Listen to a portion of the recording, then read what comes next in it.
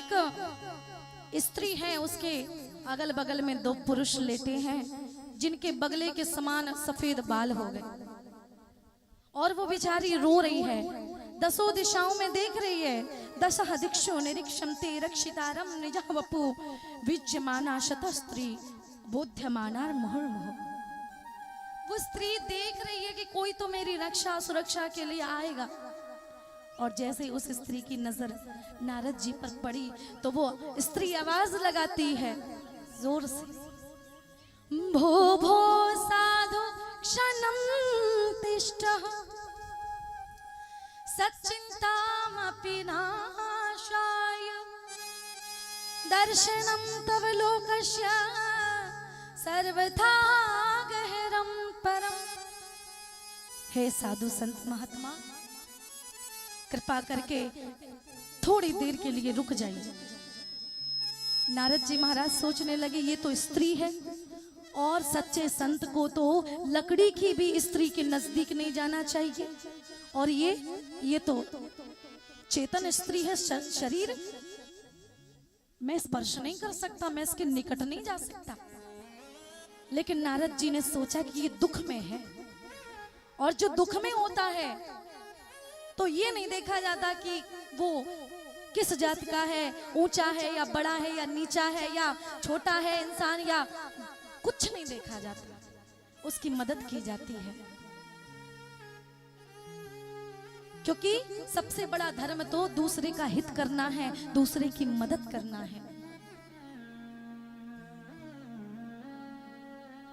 मैं जाऊंगा इसके पास। नारद जी महाराज निकट गए, बोले क्या बात है देवी, बताओ कौन हो तुम, कहां से आई हो? वो स्त्री कहने लगी,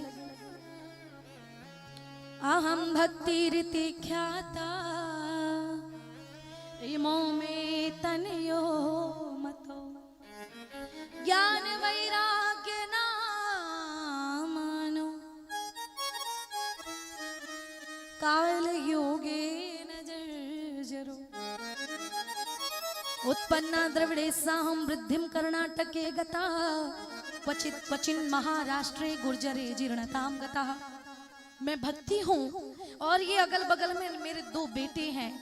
मेरे दुख का यही कारण है कि होना तो ये चाहिए, माँ बूढ़ी होनी चाहिए और बच्चे जवान होने चाहिए, लेकिन यहाँ पर उल्टा है, मैं जवान हूँ और मेरे बच्चे बूढ़े हो चुके हैं। यही मेरे दुख का कारण है। आप कुछ करो कि मेरे बच्चे जवान हो जाएं।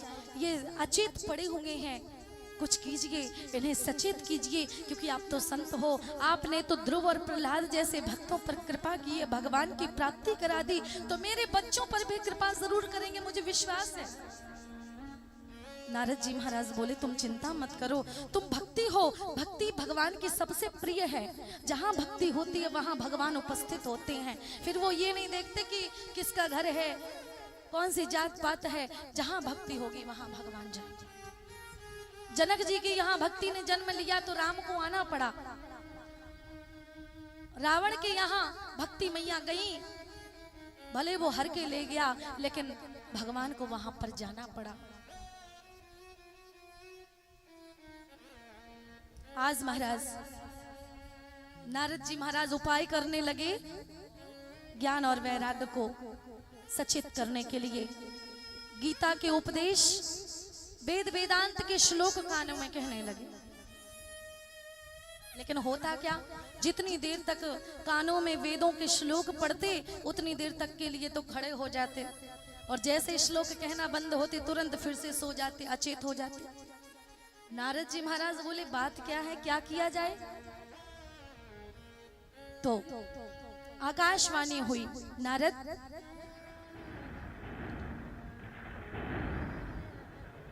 उद्यमेन हि सिद्ध्यन्ति कार्यानार्थम मनोरथे।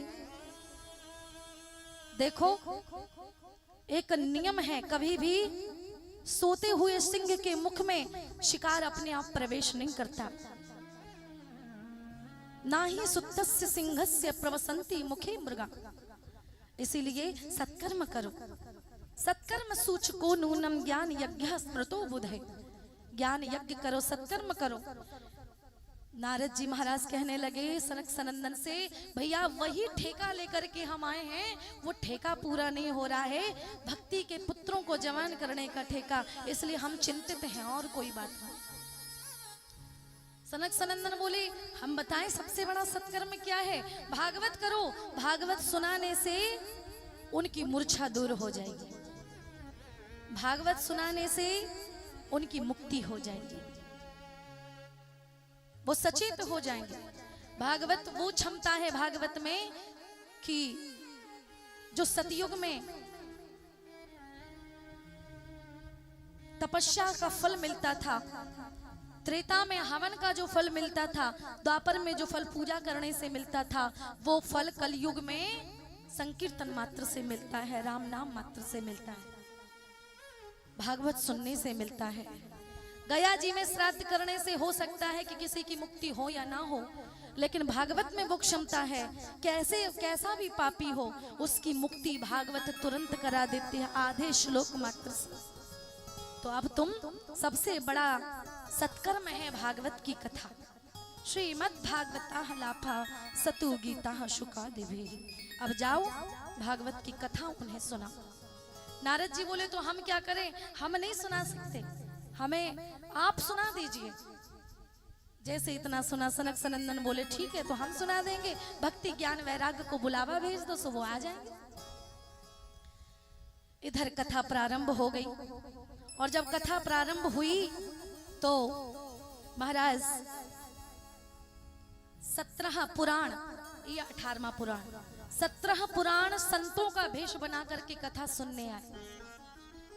गंगा यमुना सरस्वती चंद्रभागा गोदावरी सारी नदियां देवियों का रूप बना करके आई।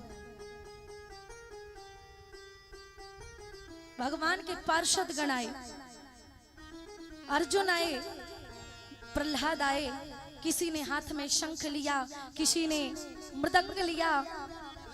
महाराज कोई जय जयकारा कर रहा है, आज सभी लोग कीर्तन कर रहे हैं और गा रहे हैं और नाच रहे हैं और भगवान की कथा सुन रहे हैं।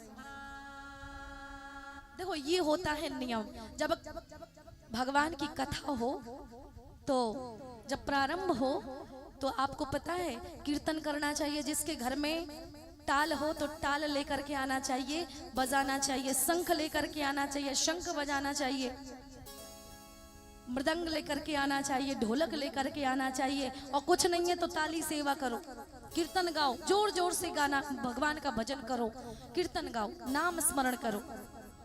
लेकिन आजकल तो जब कथा होती है तो कथा को मात्र नाच गाना का एक जरिया बना लिया है लोगों ने।